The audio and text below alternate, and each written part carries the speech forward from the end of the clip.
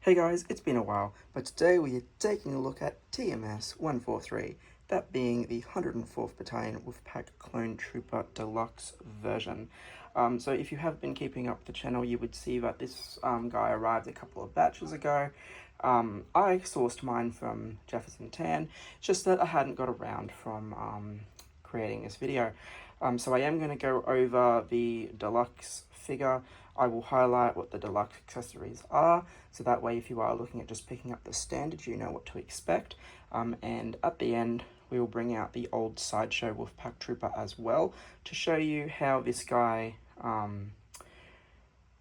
is a huge improvement over that older figure from about 2014. Alrighty, let's get into it. We are continuing that shoe style box design. We have the image of the Deluxe helmet on the front, showcasing the figure. And then we also have him showcasing the Phase 1 Deluxe helmet as well. Reminds us who it is and the fact that it's TMS 143. Coming over to this side, we then see the image of the standard helmet and figure. And on the other side, it reminds us who the character is once again. Back of the box has all of your logos and all that. As always, we have the art insert. This time we get a mixture of accessories. We have the standard helmet being showcased with the deluxe accessory. And we get that Wolfpack logo in the background there, looking very, very cool. Again, reminding us that this is the 104th Battalion Clone Trooper. As mentioned earlier, this is the helmet that you're going to get with the deluxe version. So when you open it up and you take the art cut out, there is a tray. The tray is holding the 4 deluxe accessories, this helmet being one of them. We will come back to that shortly. We get the Phase 1 version of that particular helmet. I believe it's Captain Comet. Can't remember if he got a commander rank or not. It's just been such a long time since I have watched Clone Wars.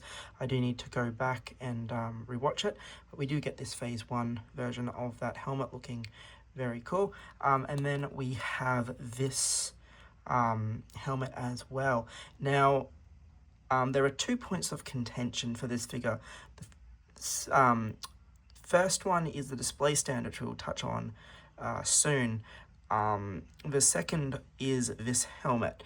I believe this belongs to somebody called Sinker, I think it is. I'm more familiar with the commanders than I am the actual captains and side clones. Like I know Waxer Boy and all the 212 boys, but some of the more obscure clones I just forget every now and again. But yeah, apparently this is a named helmet, and Hot Toys did 2 named helmets for the release of this figure. So apparently army building this isn't the best option, because apparently you're literally just giving yourself 2 or 3 or 4 of the same guy, because even if you used this alongside the other helmet, you've still given yourself 2 comets, a Phase 1 comet and a Phase 2 comet.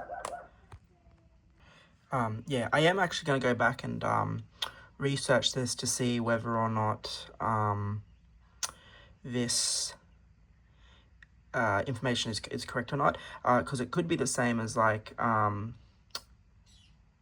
Commander Thire, who while being a named clone, he wore the standard outfit in Revenge of the Sith. He was just a named clone in the standard outfit. So one could argue that every shock trooper is Commander Fire, even though we know it's not. So yeah, I'm not too sure if it's the community that's made the error or if it's Hot Toys that's made the error, but it's just something to bear in mind with all that. Alright, the other accessory we're going to get in that tray is the rocket launcher.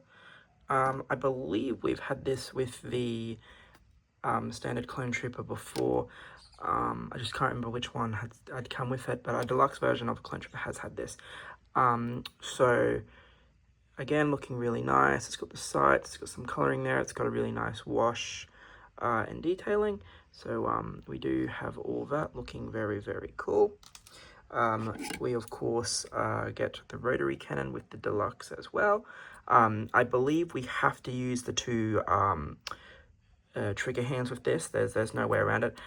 Sideshow does do a pretty good first look unboxing that actually showcased the trigger fingers being wrapped around this, so that he can grip it quite well. But yeah, it's just something to keep in mind that there aren't actually gripping hands included with this figure. You do need to use the trigger or pistol hands as gripping hands. And we also do get in that tray this here, being that survival backpack. It is still magnetic, it's got the fabric, you can still store stuff in there. Very nice detailed, has the Republic Star on the back as always, and this will magnet to the back of the figure as well, so you're not just relying on the straps. So nice piece to include. It allows you to mix up the look of the figures. Alright, with that tray out of the way, let's move on to what we're going to get with the standard version of this figure. So we have the longer, I suppose, original clone rifle. So we know that this was heavily featured in Attack of the Clones. It's also obviously heavy featured in Clone Wars. So we do see that really nice detail and paint application as per usual. And we can see the different mixtures of blacks and greys, silvers in there as well, making this rifle look extremely awesome as always. We are going to get the smaller clone blaster. Again, very nicely detailed and painted. And we are going to get the backpack and the flame effects. So again, magnetic, very cool. We don't have to worry about clips or straps or anything like that. You can see it's got the Wolfpack colors, and it is very, very nicely weathered. If the camera would keep its focus.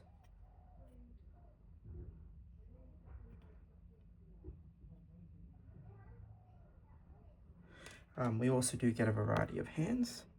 So you do get the two relaxed hands that are on the figure when they come, when it comes out. So again, you can see that the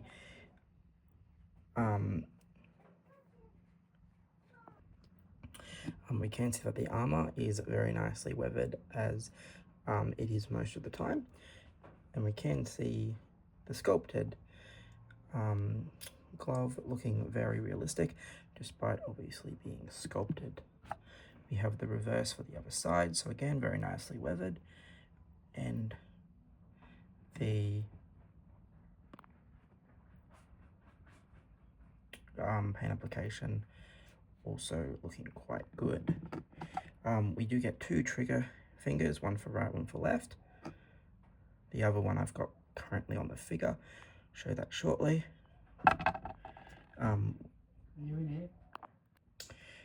We have the thumbs up. Again, allowing you to get some unique situations and poses for your clones, which is always a good thing.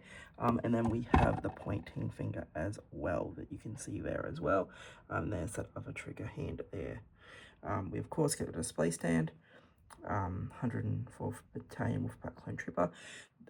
No longer are they giving us the flight stands with the Deluxe, it would seem. Whether this is a one-off and they will change their minds later on, but this is waist grabbers, you can see, and we've not have waist grabbers since the Sideshow figures, since we've had waist grabbers like this, and even then that was a very long time ago. Occasionally they give us a waist grabber for a female figure, because they're skinnier, I guess, I don't know, but this extends quite high, giving you a dynamic lift without, I suppose, having it quite high. The upside to this is that the height of this one would be quite detail friendly, where a lot of the time the dynamic stands that we get aren't really detail friendly, and you can't usually display those Deluxe stands in a detail, not comfortably anyway.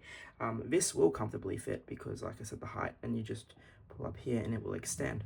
But yeah, a lot of people would have just preferred to give us the flight stand as opposed to this, and it is the same floor that we've gotten for a while now. With the accessories out of the way, let's look at the trooper himself.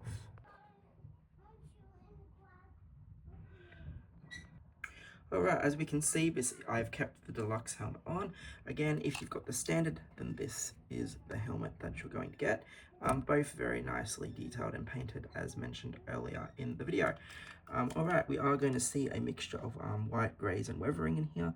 But as we can see, his helmet is very nicely weathered and it looks fantastic. That weathering is going to continue down the figure there. You can see that the grey is going to continue, and then we of course have the mixture of white and grey on the feet and legs there as well, with that nice weathering continuing pretty much across the entire figure. So it's really cool that Hot Toys did put effort into the weathering and that this guy just isn't as shiny. There's the side of that helmet.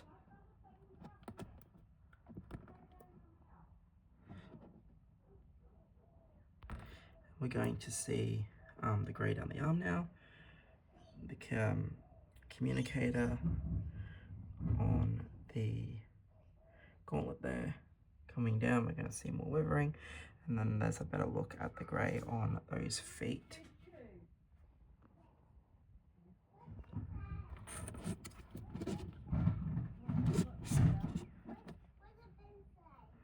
Going to see that grey continues to the very back of the figure.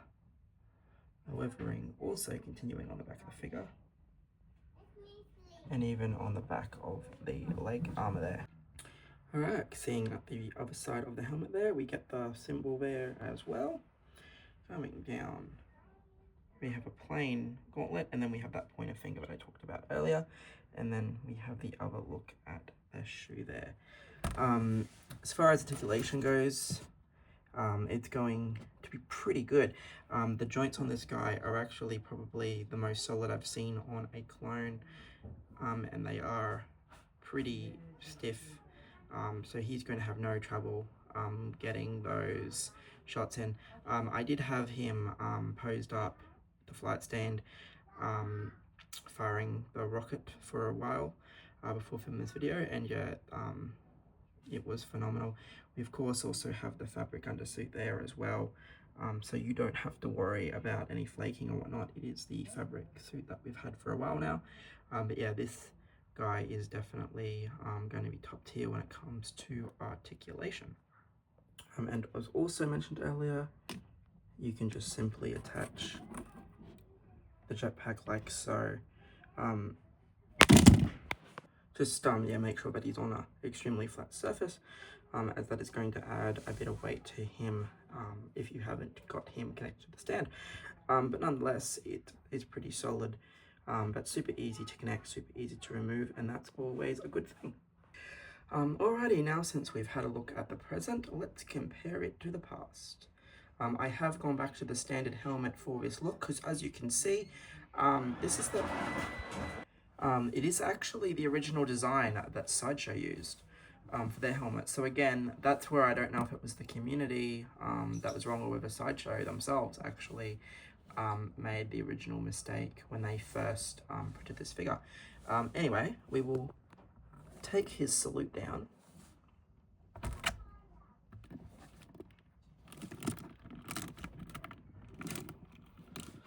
And we can see that the new paint apps stand out a lot more, and they are far more, definitely far more prominent than the original.